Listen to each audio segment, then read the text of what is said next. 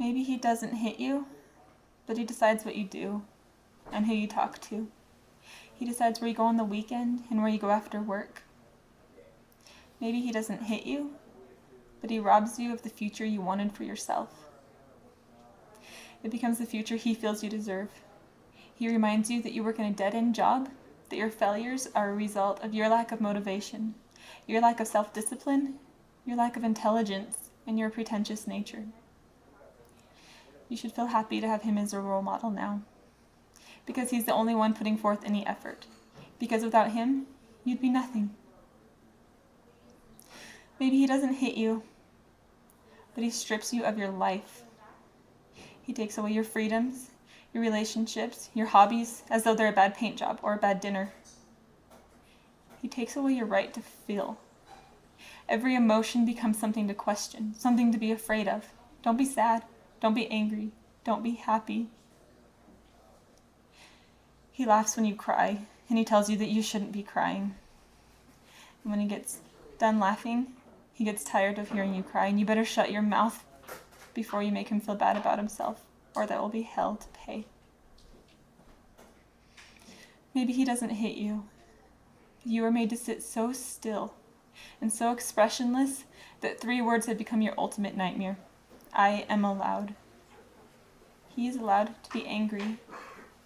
He is allowed to flirt with whoever he wants. He is allowed to yell.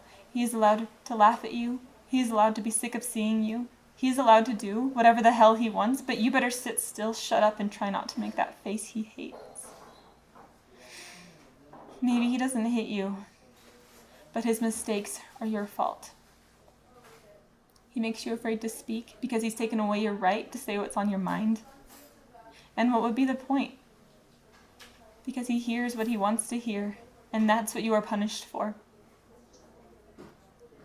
Maybe he doesn't hit you, but he makes you seem like the enemy to your friends and to your family.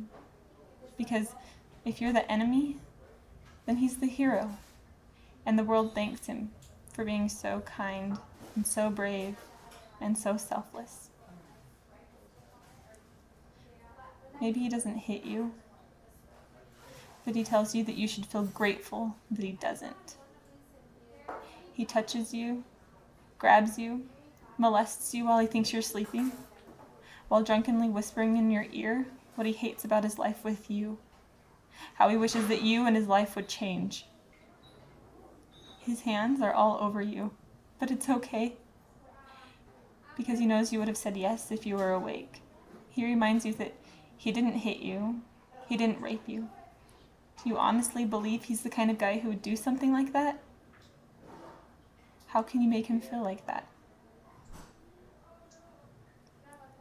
Maybe he doesn't hit you, but he asks you why you didn't defend yourself when you were raped.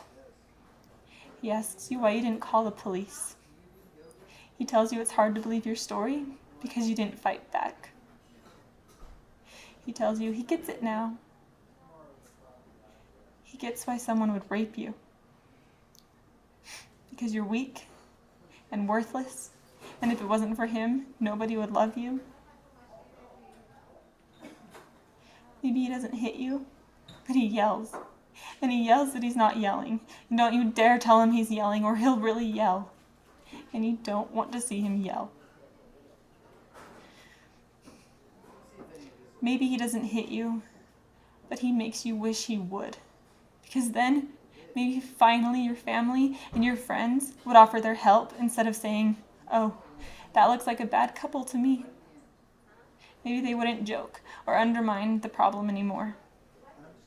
Maybe you'd finally find the strength to beg anyone at all, for an out. Maybe he doesn't hit you, but he might as well. Maybe he doesn't hit you, but what's the difference?